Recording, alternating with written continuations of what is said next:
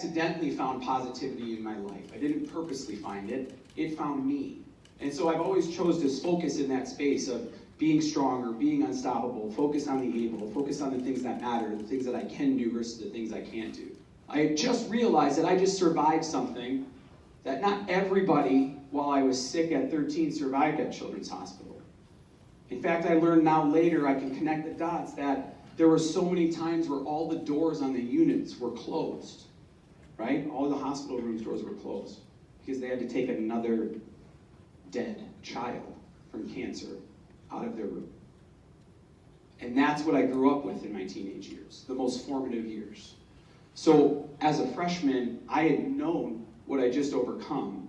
I respected what I just overcame. And I realized how lucky and blessed I was. So I loved life, hands down.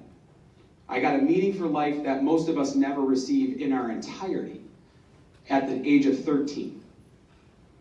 But I feared getting re-diagnosed because I also now didn't have ignorance on my side. Ignorance was no longer bliss. When you get diagnosed as a child with cancer, you're 12 years old, the first doctor comes into my room and he says, well, it could be an infection, it could be a benign tumor, or it could be a malignant tumor. And as my mom's crying, I look at him and I go, what the hell's a tumor? Like, I have no idea, right? That complete ignorance was there.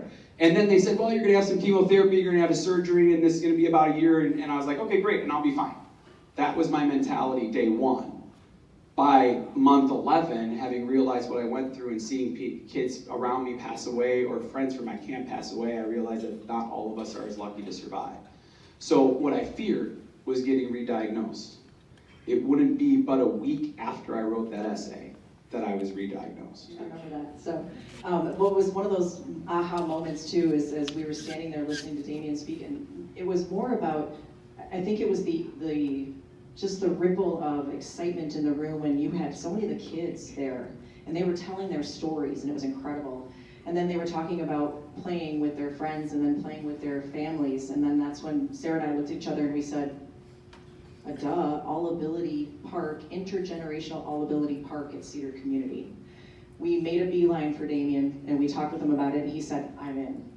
So we're super excited about it. It's very early stages, but you'll hear more about that soon, we hope. So thank you so much for being with us here tonight, Damian. Thank you for telling your story. It's an honor, incredible. Pleasure.